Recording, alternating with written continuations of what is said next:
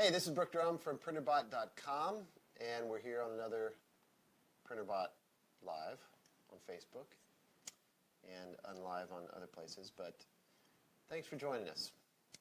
So, you can probably tell that I'm going to be talking about Printrbelt. And some of you are saying, finally, some information. Yes. But first, I just want to give myself, Dave, regardless of where I am, we're talking about guardrails.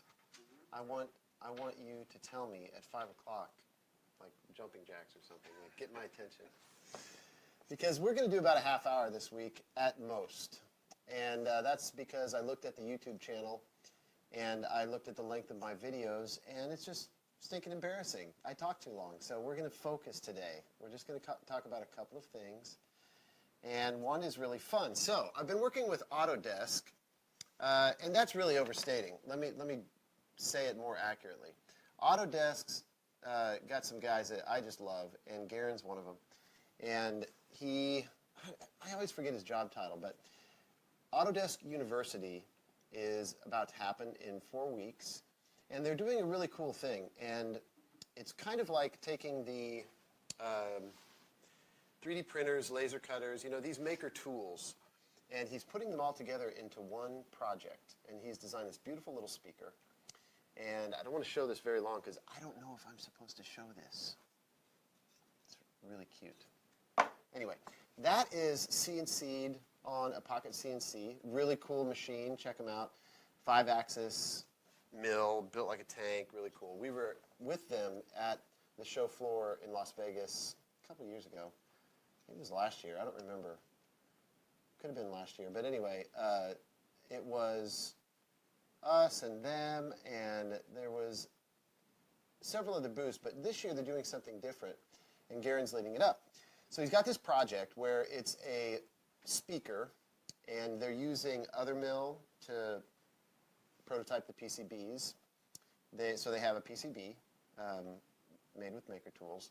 Now, I'm sure for the giveaways, they're going to, just order them. You prototype a board. You don't want to make 500 boards on Othermill necessarily. This is actually the Printrbot printed. This was printed on a Pro, Garen's Pro. And this is just a simple mount for the PCB to go into. So you can check the box of CNC, the Pocket CNC, PCB mill, Othermill, 3D printer here. It's just the case for that. I think it goes in like this. Yeah, there. So that's neat. And then on the front of it, there's a laser cut. I forget the company, but one of the prominent laser cut companies is doing the grill. So it's really, really cool project, and it uses all of these maker tools. So the cool thing is they're going to have all of these printers right there on the show floor, all manufacturing this product all at once. And now it is a bit of a story in that, like I said, I don't know if you had a piece like this and you needed to make thousands, you'd go to an injection mold or do something, that's a little bit easier shape, perhaps. But for short runs, 3D printers can do manufacturing. Laser cutters can certainly do manufacturing in short runs. We've used laser cutters for years. And we have, I'm trying to think back, we've done some projects that we CNC'd ourselves, but they were low runs. You get up to 100 or something, and you want to send, a local machine shop, we need 100 of this, 1,000 of that. You're going to want to ship that out to somebody that specializes in that and has a lot of equipment and workers. But it is just amazing to me that you can, like Garen did, design this speaker. He's got an electronics kit. They're going to solder on it. I mean, it's really cool. They're putting it together right there in front of the people that are going to come to the show. Again, Autodesk University. The reason they're pulling all of these together is Fusion 360. Now, by the way, I am not paid to say any of this. I get nothing but, high fives and love and, thank yous from guys like Garen at Autodesk. I endorse their products because I really like them. I use them. Now, I haven't used everything. I started in SolidWorks. I like that too. It was just expensive. Then I tried Inventor. That was also very expensive. When they came along with Fusion, I'm kind of a cheapskate, and I didn't want to have to buy, you know, many, many thousands of dollars of software. So Fusion 360 has been fantastic. And Dave, we still send out with at least printers. Do we send out with everything? I mean, if the box is big enough for a little card. So if the card that's about a 3x5 size that Autodesk provides us to highlight the fact that Printrbot does, do you have that code? What is that? I think it's just the Printrbot offer. I'll put it up. Okay, cool. He's going to, if you want to check out Fusion 360, what's cool about Fusion 360 over the years is it's online, it's OS agnostic, you know, it's Windows or Mac, and you download the, I don't think it does Linux, but I'm not sure, but anyway, you download this file and then it's on the web. It's like this cloud service, so, you know, if you're used to a really high-end design suite, yeah, you'd notice maybe some differences and stuff, but it's a work in progress, and it always gets better. Well, they've bought companies over the past few years, and so they've gotten in really heavy into pathing CNC files. Now they do PCB. They bought Eagle, which is what we used to do our PCB designs. So laser cutters, they've supported laser cutters, and even some water jet stuff too. I think they have really easy to find, what is it, post-processor for, I forget the name of the water jet company. Can't remember, but of course I don't have that brand. I've got a Flow. And he said, well, there's some guys that have worked through, and you probably can dig around on the forums and find some helps to get your DXF files out of Fusion 360 in a format that Flow, it's another file format, I forget what it is, that can use. So anyway, it's just neat to have the tools all in one place to not only do design, but to move from the design directly to 3D printing, laser cutting, water jet, CNC, PCB, design, and prototyping. It is just a crazy world we live in, man, and I am not feigning excitement. I love this stuff. So just talking with Garen, you know, I get excited. I'm going to print 500 of these. Are you hearing that for the first time, Dave? 500? 500 in 4 weeks? Yeah, he gave me that look like, what the crap? Well, if these guys, I'm calling Bill tomorrow, because this one runs, but there is some mystery involved in the software still. I haven't used it enough. You know, when you download a new software, you're like, I know it's all here, but I don't know what to do yet. I, like a lot of my customers, terrible at reading instructions, really good at forgetting stuff. And anyway, so I'm going to have Bill's help to get both of these running, and we're just going to have them going nonstop on these things, coming off the end. And when we do get them up and running, oh, and by the way, he's better at printing on these Printrbelts than I am by far. I texted with him a couple times before the show and said, hey, sent him this file. I actually uploaded this file to his printer, which is kind of cool. He gave me access to his printer on polar3d.com. Has this cloud service. So we're going to have all 3 printers in my queue, and I'm going to just say this and keep going over and over and over and over until we get to 500 or 400. And then there's 100 of a different design. But anyway, so yeah, when I tried to print, I had the G-code. I don't know what I did, but it was printing up here. So hopefully next week you'll see a couple hundred of these in a big bucket, having these Printrbelts do manufacturing. Now, I do want to switch over to these Printrbelts. So, yeah, oh, here we go. The promo code, is there a website they go to first, though? What's the full address? If you want to check out Fusion 360 for free, and I believe it's a year, is that right? Frankly, they've changed their models a couple times, so I'm a little bit fuzzy on exactly what you get, but I know that for makers it's free. I forget how long, but this gives you a year. And so the code, the promo code, when you download Fusion 360 from Autodesk, put in the promo code Printrbot offer, all one word, lowercase. It says the card reads Exploration March. There's that. Well, it reads March 2017, but Garen and I emailed about it a long time Okay. ago, and he extended it. Oh, he's going to extend it through this year. So. Where's the link called? So it's autodesk.com/products/fusion-360/promo. So you can probably Google that. But if you've ordered something from us that's bigger than a 3x5 card, you probably got one of those. So anyway, check out Fusion 360 just because I like it. And it's what I use to design all my printers. These are designed in Fusion 360. This whole project was designed in there. And once you get the design, you can decide on how you want to export that part. So enough about that. All right, so we're going to talk Printrbelt.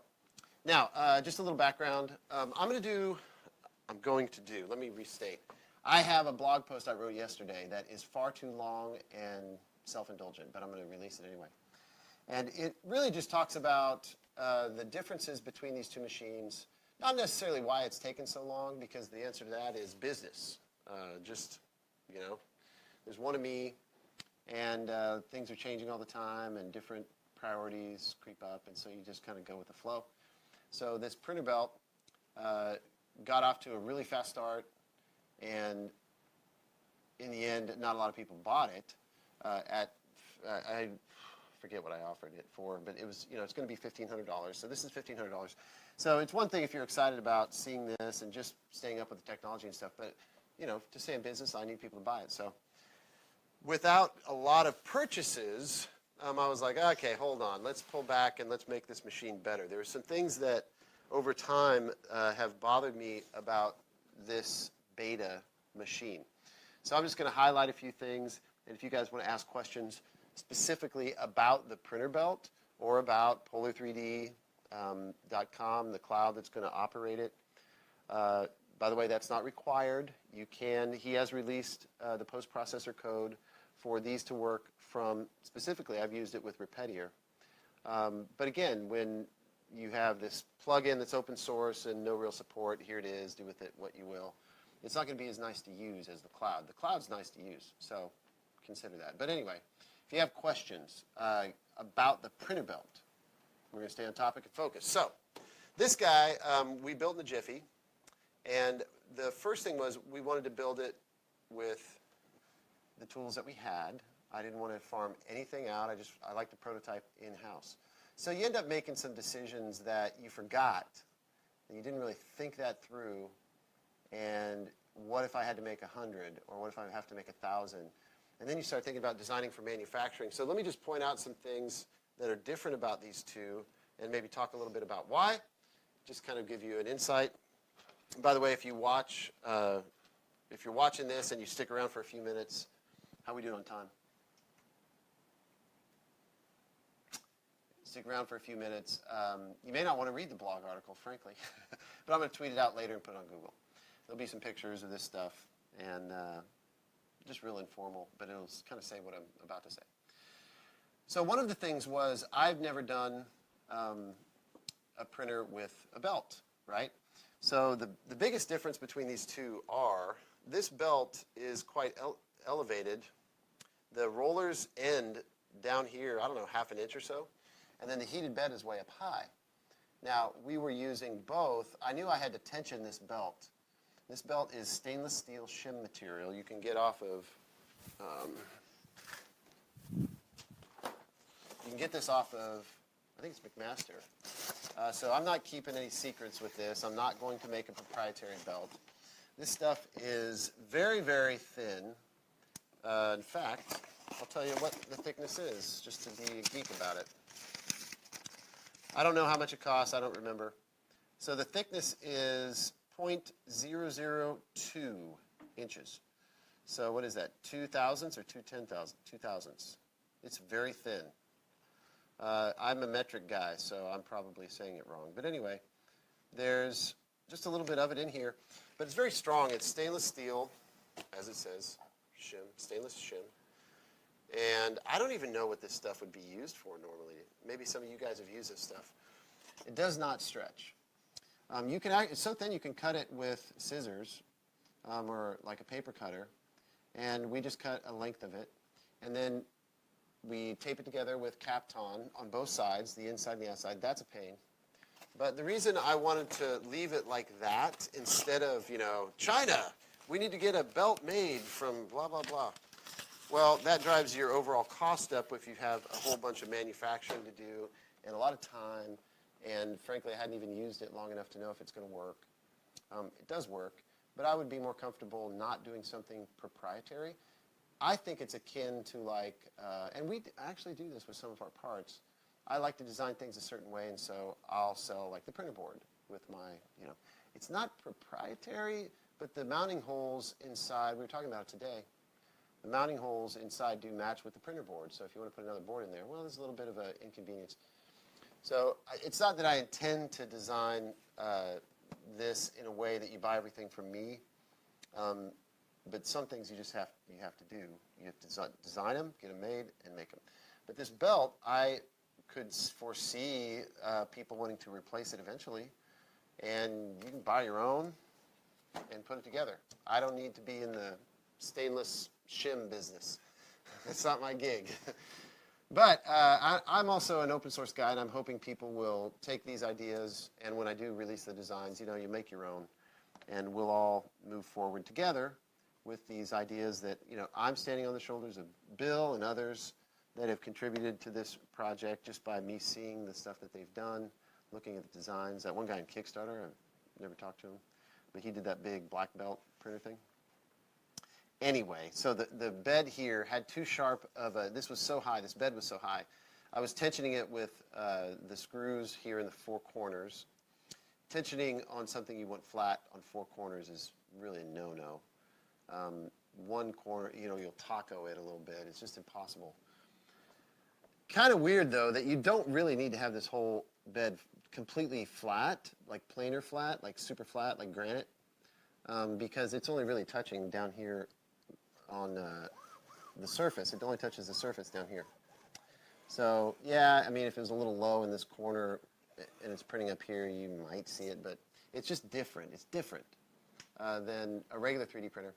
But anyway, so this was raised and heated, and I had a big Mic 6 bed here, heated, 6x6 bed on this end. Anyway, I don't like the way it looks. We had problems with it bubbling up right after it made that sharp turn around the corner there. So there was like, it was bubbling. You can see this kind of bouncing a little bit. And this is much more on plane with the top of the rollers. So it does kind of come down a little bit from the top of this bed to the rollers, but there's no adjustments to make in the bed here. It's just really flat. This whole piece is one piece. So this is, I'll keep on the belt. And by the way, these are printed parts right now. We're prototyping. So no, it's not almost for sale. I don't know when it's going to be for sale. That's my official answer. But I know that it will be for sale eventually when it's ready. But we prototype in plastic, and that's plenty strong enough to test it out, and then we'll get those parts machined, and it ends up kind of being a little better than we even knew because we're using printed parts right now. And those can be somewhat weak or kind of, if you got 5, 6 printers printing different parts, they might be slightly out of, I actually wrapped blue tape around one of these because I didn't want to print it again. It's like, let's just wrap this and have it fit tighter. But anyway, so on the belt, with these two surfaces separate, it became a problem for the heat bed to stay level, and then how do we mount it, and how do we insulate it? We don't want this to get hot when this gets hot, so there's all these issues. Well, Mark and I have been noodling on this for a very long time, and I finally decided, you know what, I can't show it to you right now, but we've actually, underneath here, we've cut pockets, so the only metal on the heat bed that actually comes in contact with this larger plate, this top plate, is, I don't know, it's like 1/8 of an inch on each corner. So just 1/8 of an inch on each corner actually will carry the thermal runoff from that heat bed. Will that work? I don't know. We'll see.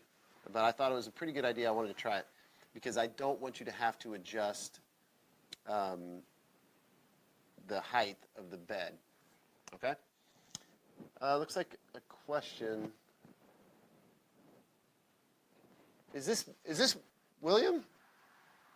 Oh wow! Thanks, Bill, for being here. Do you call it a chat room? Anyway, William, the guy, the expert that's used the Printrbelt the most, he actually says, and I appreciate you being here. I texted him earlier. He was like, "I'm eating dinner." I was like, "No." So he says, "So far my belt has not degraded at all. The nozzle never touches it, So that's a big bonus. I've printed well over 1,500 parts on my printer. That's only like 1,494 more than I have. I'm kidding, but not that much. 1,500 parts on my printer in a single week alone. What? Oh, that's right, when you were at Oshkosh. That blew my mind. When you said that, I was like, there's a typo. There's no way. So hopefully, Bill, you can show me, get these things. We'll get these things running tomorrow if we can. And then the three of us, let's see how long it takes to print 500 parts. That'll be fun. And no, it's not a race or a competition, because I feel like even with 2 printers, I will still lose. Anyway, so Bill, check it out. So this is flat. We'll see how it performs. This tube is I think it's a little larger, isn't it? Yeah. We used a smaller tube here, larger here. These motors are slightly different. They are geared steppers. But actually, we're in the process of sourcing the ones we want to use. So the bottom of it, like a Printrbot Simple, you got this mess under here. I had this little power supply. I don't know if I want to put the power supply inside it or not. I just don't know. But I don't like this being open at all. The other thing that I don't like about the belt on this one is, and again, these are printed parts on this beta. I never intended for them to stay printed parts. But we've got this tensioning system. We were in a hurry, so we did this kind of straightforward tensioning system. You tighten these 2 screws on either side, and it pulls it forward and tightens the belt. Well, actually, you can get a lot of force through that. Enough force to either break your printed part or to kind of get this belt off center. You can really pull hard. You can get it so tight that it doesn't want to move. There's a lot of friction here if you get it overly tight. So what I did here was I can't have people trying to adjust tension and all this. It just feels like those old rep days, where you're on the corners of your bed and you're freaking out about like level. Is it level? It's printing and you're like adjusting the level. I don't want to do any of that. So anyway, this front roller now is completely stationary. There's no adjustment on that. There's also no adjustment on the back.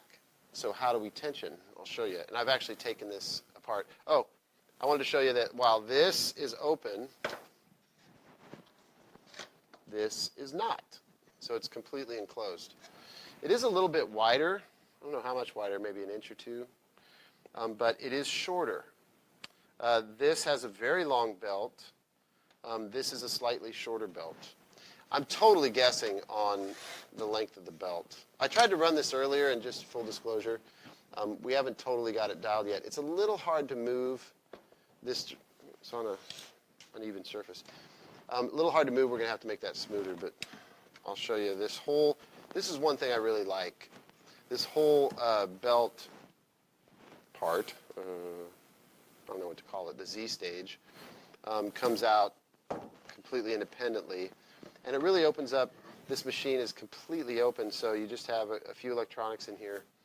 I'm still deciding on all of my decisions with electronics. I've got options.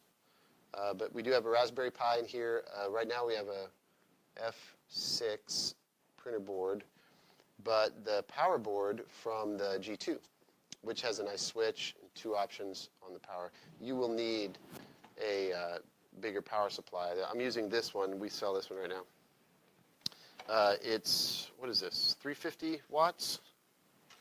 It's either 350 or 450 watts, 12 volts. Meanwhile, very nice power supply. Not cheap, but very nice. Anyway, so here's the tensioning system. I'm not really happy with how big these nuts and bolts are.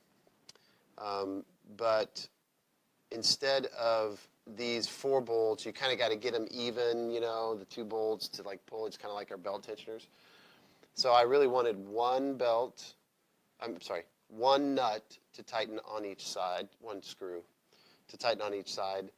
And if you get them off, if you tighten one more than the other, I didn't want it to send the belt askew and then start to slide one direction, because Bill did say that, over time, this belt could drift. So I'm not exactly sure why, but I want to see if this version shifts at all. He was saying that you might need to crown the center. I'm exaggerating to get you to, like conveyor belts, and he told me this, so I don't know what I'm talking about. But I have heard Brian also told me this, that there's a slight crown in the middle of belts that you want to stay center, and they will lock in on the center. So we don't want it to wander. What we did was cut these tubes exactly the length of the stainless steel belt where these are not so. And then we slightly oversized the caps on the end, so it's naturally going to stay put with these little guardrails, to use that word again. So these 2 screws actually pull this down. Man, that's pretty tight. Tight as a drum. Anyway, so these pull this bar that way, and the tensioning happens in the middle with the ends being completely stationary. So, and we tried to simplify this as much as we could. There's very few parts. Now, whether or not we do, this is WaterJet approved, this design, which reveals these kind of cutouts here and some extra bolts to do, I don't know if you can see that or not. We use these little T-slots, even the old MakerBot and the old Printrbot, they all use this type of thing. Oh, I'm noticing my thermistor is not attached. This hasn't even really run yet. I just moved it around. So anyway, very open once you get that lid off. But the back here, we leave this, the back open. So you don't have to worry about the electronics overheating or anything. This will be exposed. I don't know if I'm totally comfortable with how exposed it is, but it sure is a simple design. Now, I did go from the carriage. This is actually easier to move because this long length of Y-bar is a single Y-bar, and it runs on 2 like X-rails. This is reversed. This is two Y-bars running a single X-bar. So I'll explain in the blog why I did that. But if we can't make that slide a little easier, I'm not exactly sure what's going on yet. If we can't make that slide easier, that's a no-go. But I think we can. We might have to go to 2 motors. And right now it's a single motor. They both use a similar C-belt. You can't really see it in here, but the belt goes from over the top, down the side, and back to the back. But this C-belt goes from the back motor, up the side, over the top, and back down. I kind of have a dream of if I can get this particular design to work. We're getting close to closing time, folks. It's 4:56. I'd kind of like to see if we could ever do kind of an Escher-style thing on this, where multiple gantries print on big parts all simultaneously, kind of like the Escher idea. And this disallows, I mean, you could do it here, but you got to move. Well, no, it won't work because you actually cross the plane of the belt.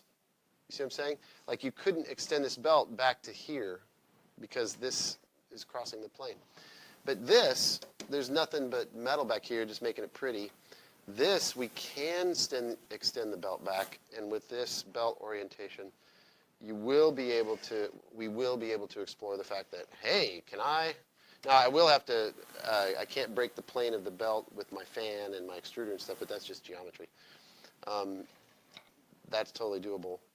So I thought, if I'm going to make this thing, I want to make it in a way that could be most advantageous moving forward. That was a lot of redesign, but I'm really happy with how it works, or how it looks, how it appears to function. I'll let you know as I use it. So we'll test this thing out and put it through its paces, and then we'll move to getting it made at a real metal laser cutter, folder, powder coater, so it looks really nice. This was done in our shop too. Bill's was as well. It looks okay, but you can tell it was made here. Some guys that aren't experts at folding metal folded these. So anyway, but just wanted you to see the difference between the two. It looks similar. There's big differences. It did bother me too to have this extruder pointing. I originally thought, hey, we're going to look at it like this, and that's our printer, but it just doesn't feel right. This feels right. and Bill argued this, not argued, but said, that's what you want to do. You want to look right in front, watch it come at you, and so that's much more comfortable on your desk. If you got a long part, it's going to go out that direction. And I like the extruder facing you so that you can see the most thing happening. It does remind me a little bit of the Simple, like when you look at the Makerbot, the old one that I had, Cupcake. It was in a box and hard to see anything, and so everybody's like looking at what's going on with the printer.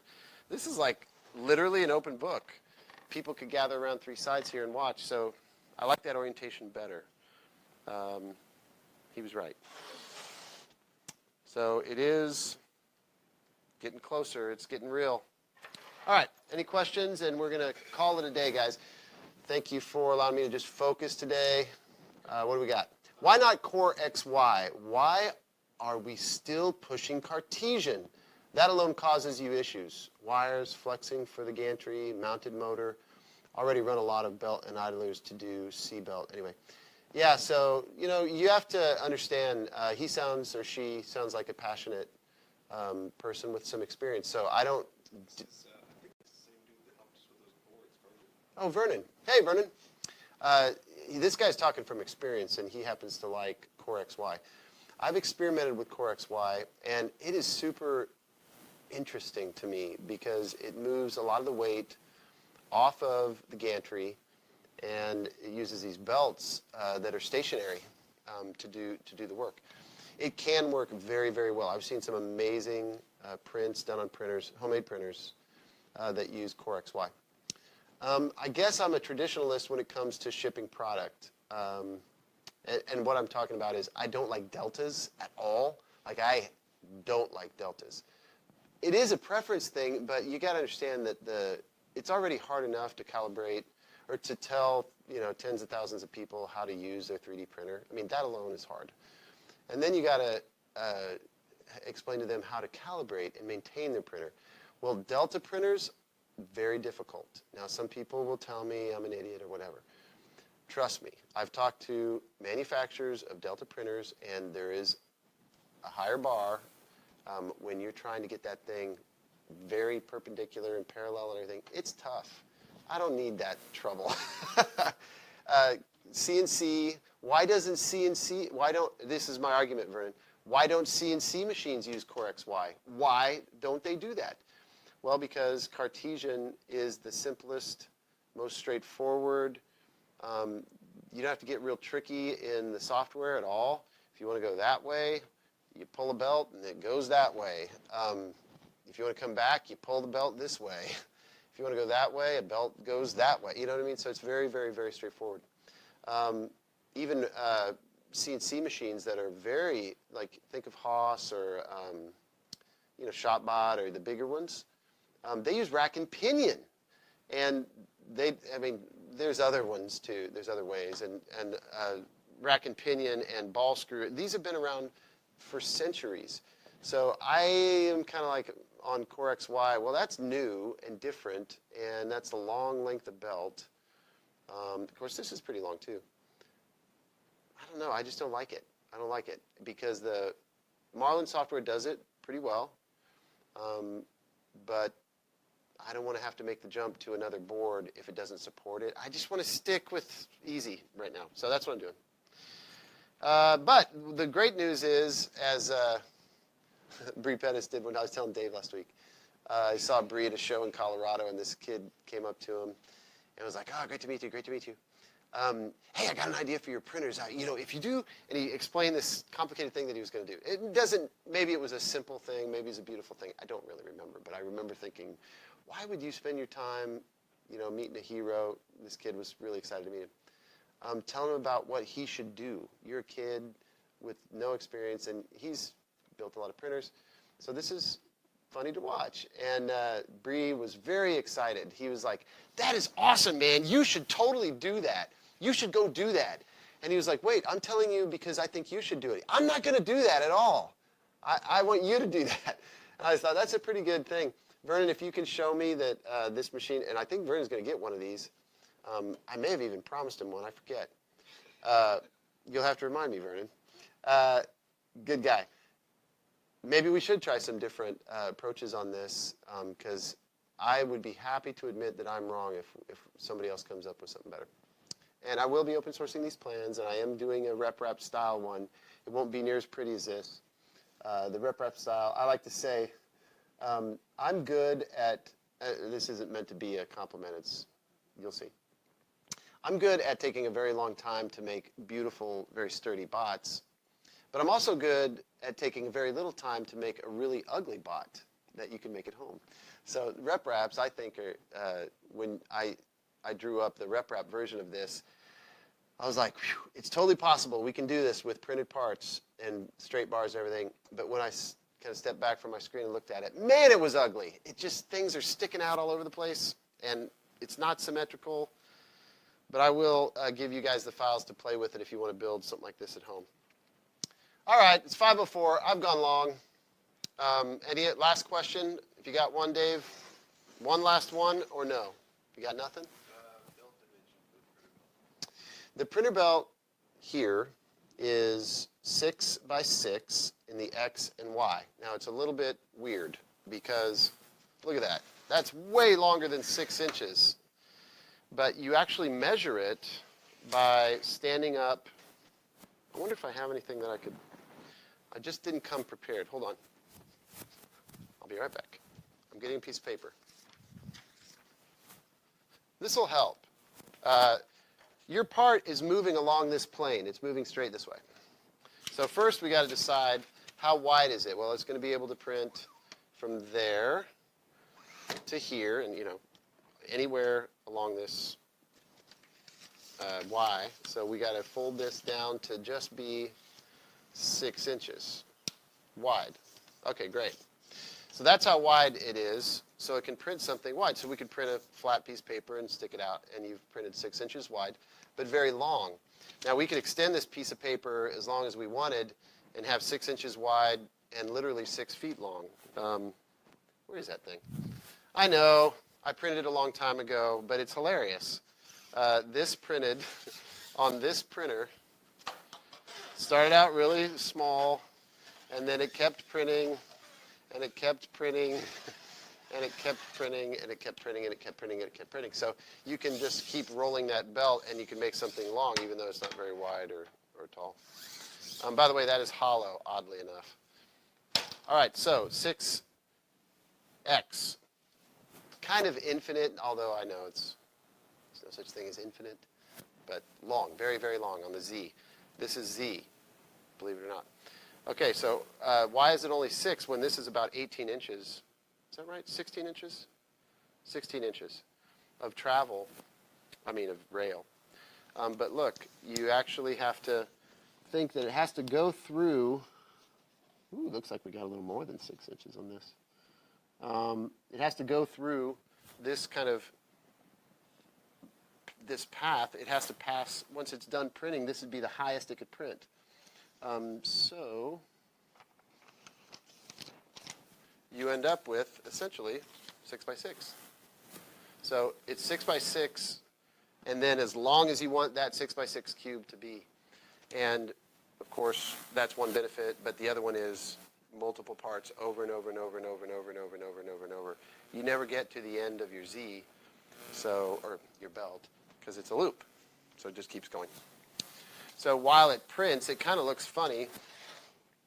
Like it may be way up here, printing the highest part of this, this layer up here. But look at it. It's going to go down and do, the top of the print is parallel with this. So this is going to be a weird triangle until it gets to this point, and then it reaches its maximum height, and then you're printing on this weird slope. So it's very skinny down at the bottom where it touches the bed. Let's see if I can get it down there. What did I do? Oh, I didn't screw down my bed yet, so it's not there. So where it touches the bed way down here, it's at nothing, and then it's this triangle shape. So it's hard to understand, actually, but that kind of helps illustrate. That's the X and Y size, because Z is going that way. X, Y. Cool, huh? All right, that's it. Thank you, guys. I'll see you next week. Hopefully We'll have lots to show you about printing printer belts and news about the other stuff we've got going here. But thanks for hanging out with me for a little bit. Have a great weekend, and we'll see you next week.